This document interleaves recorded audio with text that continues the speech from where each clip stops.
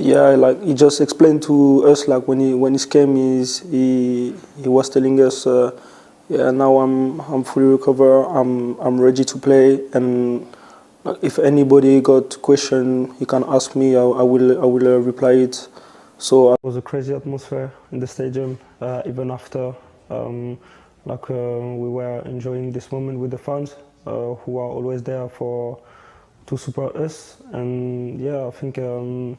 Yeah, beating a top side as we've done, it's something big, and yeah, of course, it's something we can really. A man who has dominated much of the early transfer talk this summer, that is Bryan Mbeumo. Will he be following Thomas Frank out of Brentford? And if so, will it be to Spurs or will it be to Manchester United? We spoke to the player yesterday, and you'll have seen that with us, I'm sure. Wasn't giving too much away, was he?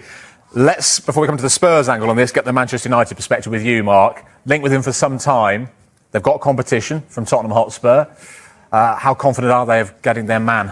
Well, Manchester United will be supremely confident of getting a player that they've identified as someone that can massively improve that attack at Old Trafford. We know that they're relaxed about their pursuit of Bryan Mbeumo. In fact, really, he had turned down other Premier League sides to get to the point where Manchester United were lodging bids for Bryan Mbeumo. Their first offer was rejected, which we understand to be around £55 million.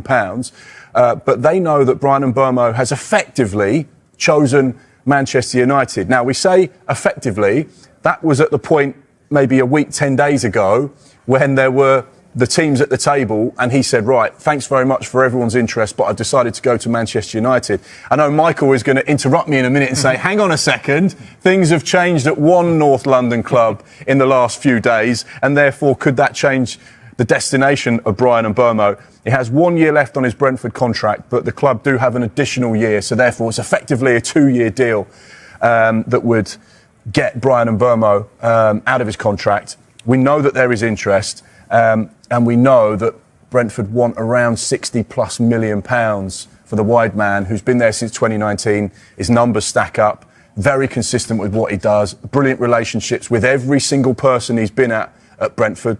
Ivan Toney, Said Benrahma, Ollie Watkins. He's been a consistent force there, but has his Brentford days come to an end? And if they have, it seems to point to Manchester United then. But, Michael, Thomas Frank's arrival at Spurs. Yeah, absolutely. I mean, there have been discussions throughout the last week to 10 days, Brentford and Tottenham Hotspur, very amicable discussions. Thomas Frank, the coaching staff, and initial discussions over Bryan Mbeumo. I think for Brentford, it's getting the deal they want, is it? I don't think they're necessarily interested on the club he eventually joins. There's Anton Semenyo Spurs are looking at as well, and there's a number of players around Europe Spurs are looking at in those attacking positions. I think for Mbeumo, what I understand is he's quite intrigued by a potential prospect of reuniting with Thomas Frank. For me personally, I still think it does lean towards Manchester United. Gone are the days about they want to play in the Champions League, they want to play in Europe. It's still Manchester United at the end of the day. But what Tottenham do have on their side is one, yes, they've got Champions League football and a manager he knows ever so well